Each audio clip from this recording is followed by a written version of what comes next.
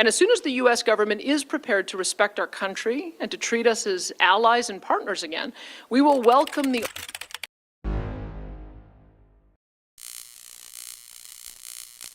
My fellow Albertans, sadly, the United States President Donald Trump has decided to place a 25% tariff on all Canadian goods sold to the United States, with the exception of energy products, which will be tariffed at 10%. These tariffs are unjustified and a clear breach of the North American Free Trade Agreement, or CUSMA, that was signed by President Trump during his first term. This economic attack on our country, combined with Mr. Trump's continued talk of using economic force to facilitate the annexation of our country, has broken trust between our two nations in a profound way. It is a betrayal of a deep and abiding friendship. Albertans have bonds of family and friendship and business with Americans that span well over 100 years of shared history.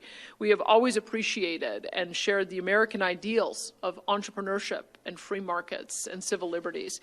Albertans, like so many Americans, also feel a strong sense of identity and are fiercely independent, as our fellow Canadians are well aware. But let there be no mistake. As independent as we are, Albertans are strong and loyal Canadians. Thousands of Albertans have lost their lives fighting alongside our fellow Canadians to secure and protect our freedoms and our country. And we will not cast those freedoms and loyalties aside in response to the threat of economic pressure from a foreign government, even an historically friendly one. Albertans will decide our own destiny, free of coercion from any government. So today I'm announcing the following measures in response to the actions of the U.S. President. First, I've directed my cabinet to alter our procurement practices to ensure the government of Alberta, along with our agencies, school boards, crown corporations, and all Alberta municipalities, purchase all needed goods and services from Alberta companies, from Canadian companies, and from countries with which Canada has a free trade agreement that is being honoured. Second, no further purchases of U.S. alcohol or new VLTs will be permitted through the AGLC until further notice. We'll just have to drink a bit more BC wine and Alberta craft beer and spirits, and that's just fine with us. Third, I'm directing my government to assist our grocers and other retailers with labeling all Canadian products in our stores and ask them to voluntarily purchase their stock from vendors in Alberta, Canada, or countries that we share free trade agreements with that are being honoured. Our government will also augment these efforts with a substantial advertising campaign to assist Albertans to more easily access information about where various products on store shelves are from. I understand as well that there's at least 4 apps that have been created in recent weeks and months that can assist Albertans in doing this. And fourth, my government will enter into free trade and labour mobility agreements with every province that is willing to do so. The goal is to have no exceptions, just free trade and free movement of Canadian workers right across our province. I also want to point out that Canada has a secret weapon in this trade conflict with the United States, a trump card, so to speak. And it is located directly under our feet, and it is called Alberta Energy. You see, Alberta happens to have one of the largest deposits of oil and natural gas. I was like, what is this trump card you speak of? And she's like, Alberta Energy. It's like, oh, I get it. I get it. On the planet. It is significantly larger and far more accessible than the quickly declining oil and gas reserves located in the United States. Whether the U.S. president wishes to admit it or not, the United States not only needs our oil and gas today, they are also going to need it more and more with each passing year once they notice their declining domestic reserves and production are wholly insufficient to keep up with the energy demands of U.S. consumers and industry, let alone having anything left over to export as they do today. We in Alberta would love to increase the amount of oil and gas we send to our southern neighbours to help solve that problem for them. Currently, they buy about $100 billion a year of highly discounted oil from Alberta, which tens of thousands of U.S. workers... Yeah, that's what I was saying, Matt. I think she's been pretty based on this. Refineries then upgrade into $300 billion worth of value to sell around the world. We have made a lot of Americans very wealthy, It's in both of our countries' best interests to double the amount of Canadian crude moving south. It means more Canadian jobs and even more American jobs. It means lower fuel prices for consumers and more U.S. and Canadian influence all around the world. New pipeline proposals to take more Alberta oil and natural gas to the United States, given the U.S. president's stated goal of U.S. energy dominance. Stated simply, the U.S. cannot be anything approaching energy dominant without Canada supplying a portion of the oil and gas. It is just a fact. The Alberta government wants to facilitate and to partner with U.S. companies and even the U.S. government to achieve their energy goals. We really would. It is the ultimate win-win scenario for both of our countries as well as our citizens. But how can Alberta actively partner to expand pipeline access to the United States when its president just slapped a 10% tariff on our energy products and is devastating the other industries in our province and our country with a 25% tariff, in violation of an agreement that same president signed in his first term in office? And the answer to that is we can't, and we won't. So until our U.S. friends come back to reality, we will focus on efforts and financial means to export one of the largest oil and gas deposits in the world. Until our U.S. friends come back to reality.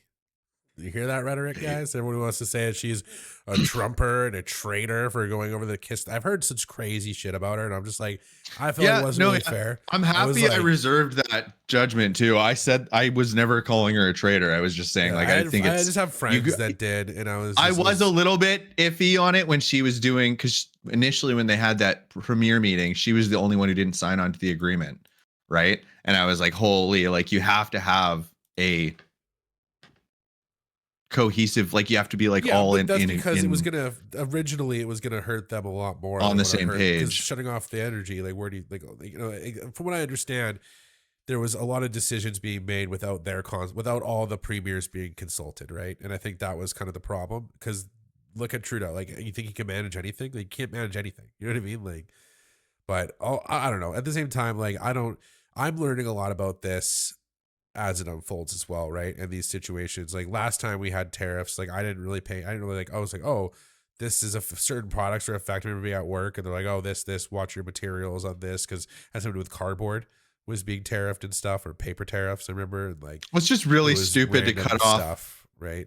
You have all these trade relations set up because you're making money on them. That's the reason those agreements will be done to begin. No one's going to make a trade agreement or start to buy things from another country if they're not going to be making money at the end of the day, right? So it's so stupid. The way it works, you're restricting the ability of people to make money. Yeah, from what I understand too, like with the tariffs, like with the tariff situation, in the case of the Americans, from what I understand, when they get the counter tariffs, essentially they end up worse with GDP per capita. I can't remember the exact metric, but there was a metric that I think Mark Carney even cited it in that clip earlier about where they actually do come out worse than Canada, right? When it comes down to like per capita, how are we really affected, right? Because Canada, we export a lot as a nation. Like compare us to like Australia, like we export a lot. You know what I mean? Like it's crazy.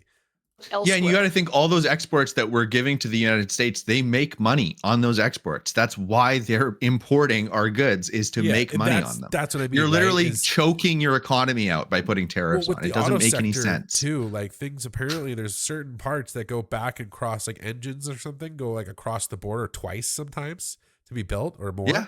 Because it's like all these different parts. And those things get set up because they make money on those agreements, right? There's better infrastructure in one place to make one thing. And then on the other side of the border, they have like the manufacturing side set up, right? So it's like you set up these trade relations because everybody's making money on them. It doesn't make any sense to restrict that. It's so stupid. We will look to our own nation's west and east and north coasts. We will partner with industry, provinces, First Nations, and the federal government to build multiple oil and gas pipelines to all of our coasts for the purpose of dramatically increasing Canadian energy sold to Asia and to Europe. And as soon as the U.S. government is prepared to respect our country and to treat us as allies and partners again, we will welcome the... treat us as allies. And as soon as the U.S. government is prepared to respect our country and to treat us as allies and partners again, we will welcome the opportunity to partner with them to achieve North American energy dominance.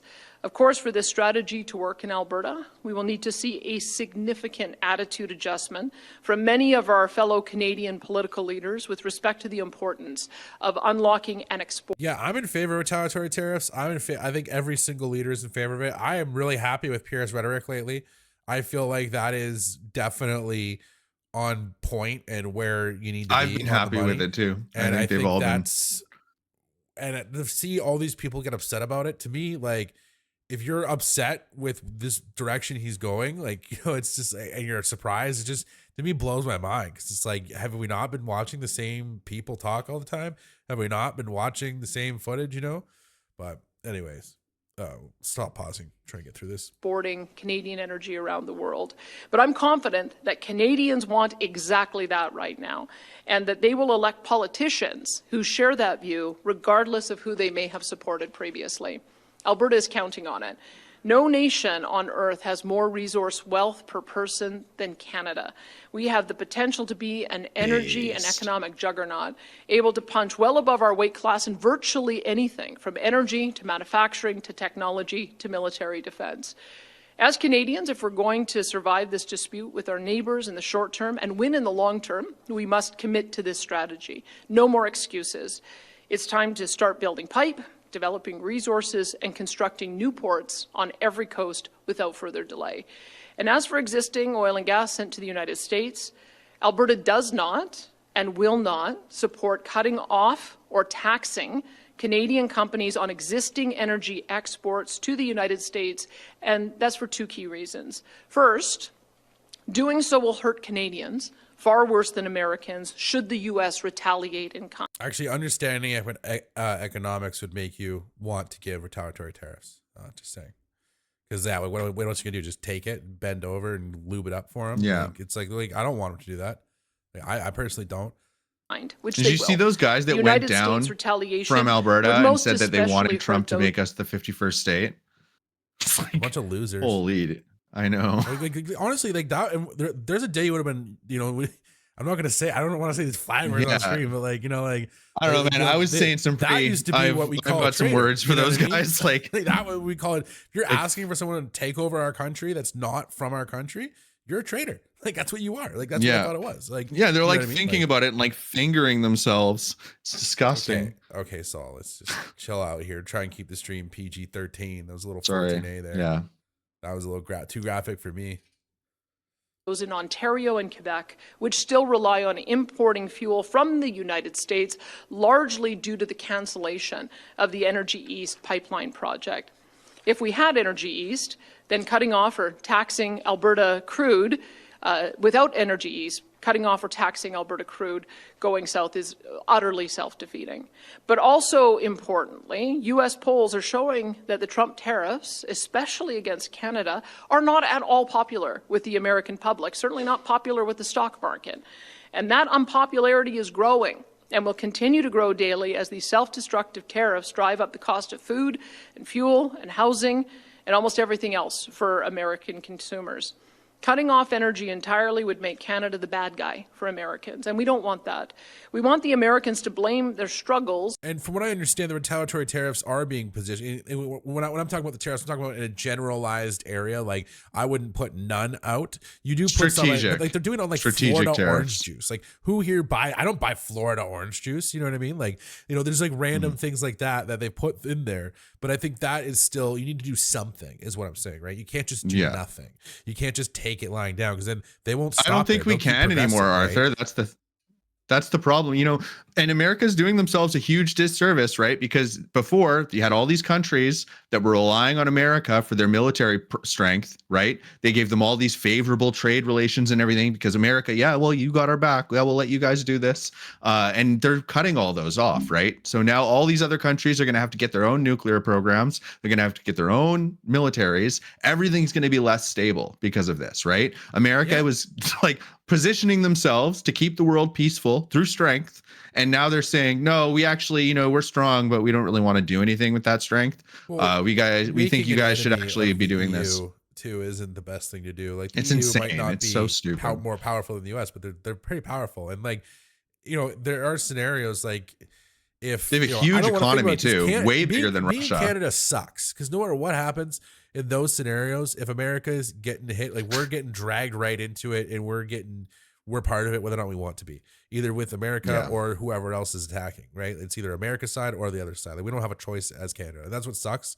We're a huge, valuable landmass with very little people to protect it. And I think that's why we're in this situation to begin with. And that's why we should have been working on this even on Harper's administration, but we weren't, right? And I think that's the problem, is that it's not just the complacency. Oh, thanks, new subscriber. Awesome. Oh, Arthur, our oil, we were selling it to them for really, really cheap. Rudda Construction, thanks for subscribing. Appreciate it. It's always funny when people use like their like, I guess like their personal business names. They're subscribed. No, it's free. You got to remember, Arthur, too. Like who negotiated the last trade agreement with Canada and Mexico? Anyways, might be, this is a live press conference to find out who it was. Why don't we get through the press conference because it's live and I don't want to spend too much time derailing on the actual source of their problems, that being the Trump tariffs. So instead, every Canadian leader should be engaging with the American people, their governors, and members of Congress to use their power and their influence to reverse the tariffs. To that end, I'll be traveling to Houston next week to continue that push. After all, the friendship and bonds between the United States and Canada are far deeper and more lasting than any one person or government. And as upset as we are, our quarrel should never be with the American people. They are our friends and family. Now, finally, my fellow Albertans, I'm not going to sugarcoat things. The road ahead is very bumpy. If these tariffs continue for months or longer, there will be significant job losses. There will be higher inflation and lost opportunity. And there will be large budget deficits as our government seeks to cushion the blow for Albertans while ensuring that we continue to provide the public services and infrastructure that you and your families rely on. But let me also say that there is not a shred of doubt in my mind that we will prevail. We are a strong and free people. We stick together and we help one another when the going gets tough. We are relentlessly innovative and we find ways to overcome virtually any challenge placed before us. We always find a way, and we will do so again. And oddly enough, this crisis may ultimately result in our province and our country becoming more unified, more prosperous, and more. And that's what I'm saying too. On a lighter note, I agree with what Danielle Smith's saying at this moment, because like, even though all this crap is happening, maybe it'll highlight the importance of our relationship, and then that will become stronger in the long run, right? And that, honestly, I'm in favor of that. I'd rather get cozier with the U.S. than the EU. I don't like the way the EU is run.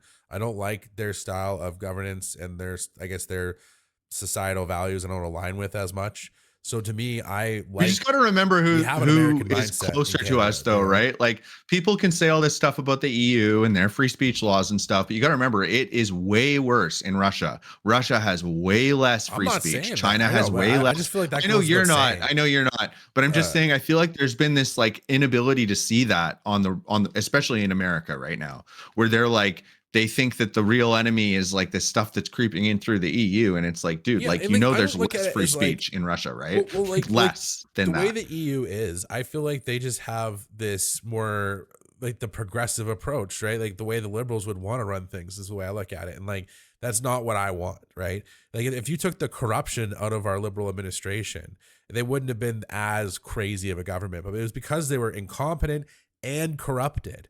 And then on top of it, they had this ideology, and it just left a bad taste in everybody's mouth for that way of running things. Yeah, right? And I think another really bad thing about Trudeau, like one of the things that I really didn't like, is that, yeah, he would talk about all these values that he had, but nothing he did actually advance that cause. When I was looking at it, like in my opinion, I don't think he had a very good strategy to like, you want to reduce gun crime. Why are you banning like handguns?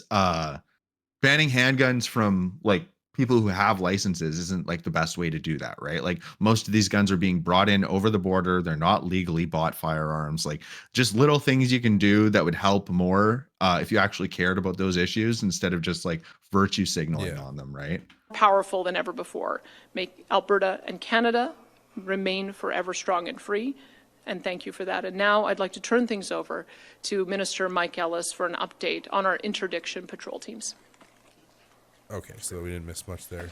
Jordan Cannigan with CTV News. I have a question for the Premier, and then perhaps Minister Ellis wants to talk about this as well. We heard a lot today from both the President and the Press Secretary for the President talking about fentanyl and the issues the United States is having with that.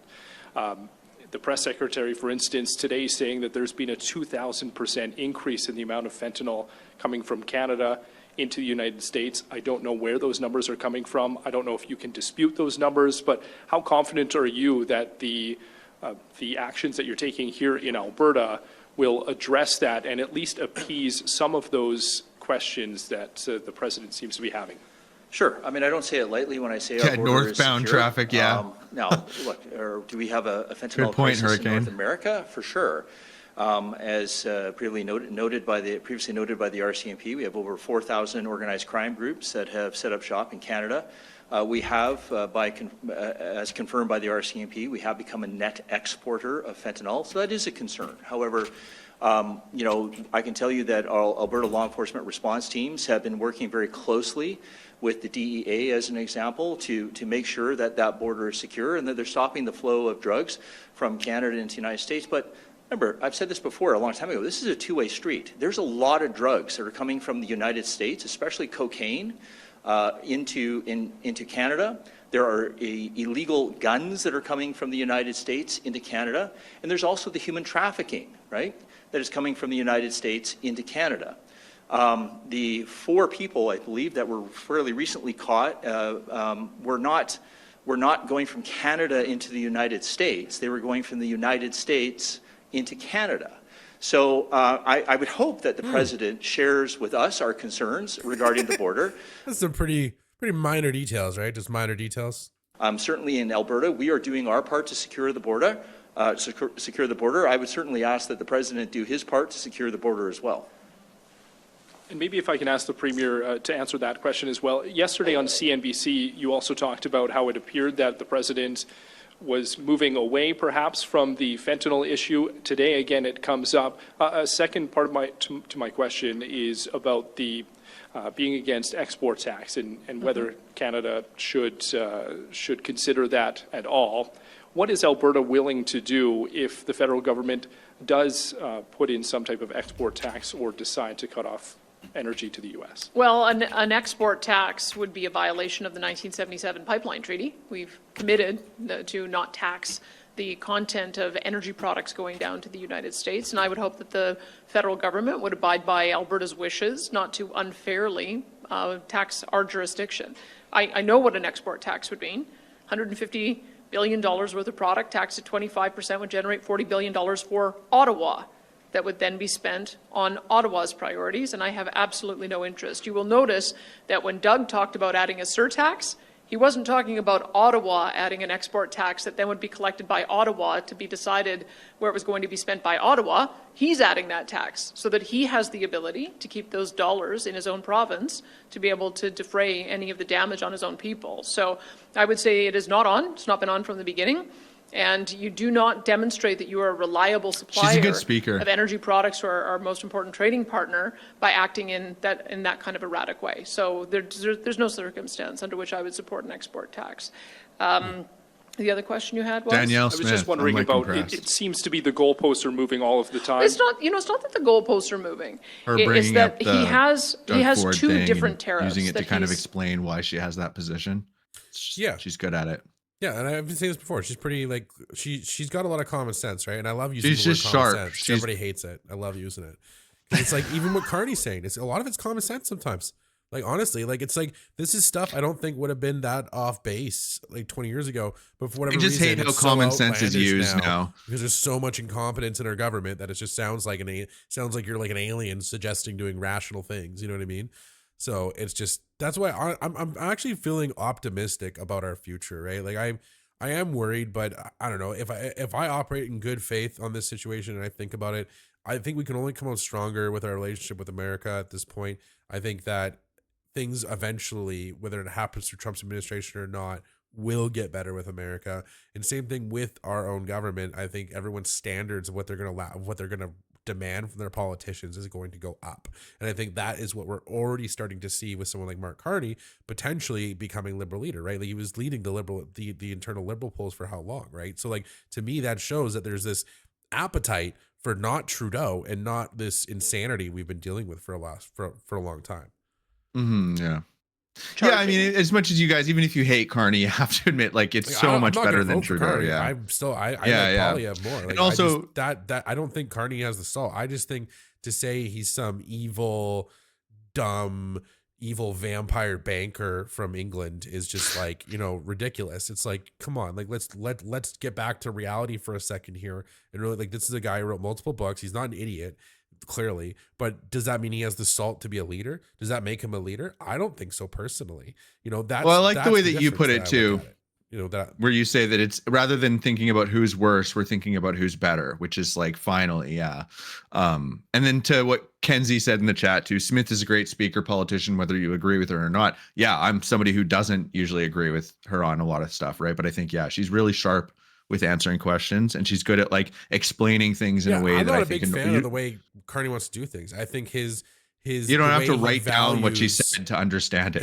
His values, unironically, I don't agree with or align with very well, right? But that doesn't mean he's a complete, he's mentally inept, But anyway, yeah. Well, he's like aware of the economic situation too, which I think he would probably prioritize over any kind of like ideological approach he takes to government, I think. One tariff is related to border security and fentanyl, and that's what we're dealing with now with the 2510 tariffs. The other issues that are coming up in the context of trade irritants that will be needed to be discussed in the context of a renegotiated Canada-U.S. free trade agreement. Sometimes when he speaks, he intermingles those two, but there's very clearly a long list of grievances that the U.S. president has. I would put it to you that I think Alberta has done its part in matching the effort that the Americans want to see. And I was just in Coots, and I can tell you, I can affirm what Mike is saying. The issue that we're facing in Alberta at our border appears to be drugs coming up from Canada, or from the U.S. into Canada, whether it's cocaine or crystal meth. The issue of migrants seems to be exclusively people coming across from the United States into Canada. A woman in the room said that 2 or 3 times a year she sees families with suitcases. And I asked the room full of about 200 people how many people experience the same, and almost everyone lifted their hand. So there are hundreds of people potentially who are coming across from the United States into Canada, and we are not seeing the same in reverse. So what we are asking for is some recognition that with the additional enforcements we put at the border, our interdiction teams, the sniffer dogs, the vehicle inspection, the drones, and the Black Hawk helicopters, that's a demonstration that we're doing our part. We're wanting the U.S. to match our efforts as well. And let's stamp out the scourge of fentanyl. We all want to eliminate it. But it's going to take a joint effort working collaboratively. And I think some recognition that it is a two-way street. Thanks, Jordan. We'll go to our next at the mic. Hi there, Colin Gallant with the Medicine Hat News. You had said that your government was looking through some proposals for several pipelines to the United States, and that eventually, when this is all cleared up, you'd be welcome back. Yeah, I agree, Hurricane. I respect pragmatism. In terms of guarantees from the United States that this sort of thing wouldn't just happen again, for you to move ahead on those pipeline proposals? Well, I think we need to have the same kind of tariff-free relationship on the bulk of our goods that we had prior to March the 4th. I mean, when you look at the Canada-U.S. free trade agreement, there are some areas that are tariff, but it's about a 96% tariff-free relationship. And I think that there's a few things, obviously, that the American administration wants to address in future negotiations. But that's the forum to address them, not by unilaterally tearing up agreements that we thought we'd negotiated in good faith. So I gather there's been some movement today. Before I was just monitoring Twitter, which you seem to have to do every 2 hours to figure out what is happening on this issue. But it seems like the 3 major American auto manufacturers have convinced the U.S. president that they would shut down in 8 days if they didn't get some reprieve from the auto tariffs. And so it sounds to me like that has also been moved a month. So those are the kind of things that demonstrate to me that there is the ability for our allies and friends in the United States, among the elected representatives, consumer groups as well as industry groups to make the case about this strong relationship. We had some success already in making that case on energy resources. It's why there's a lower tariff on energy. It sounds like there's been some success on the auto sector in getting to that point as well. And I think it's up to all of us. We have to, the next big issue, of course, is going to be on food products, manufactured goods, intermediate goods. But that's what I would like to see. I think we are all working for a virtually tariff-free relationship, and I hope we can get there sooner rather than later. Okay, and just to follow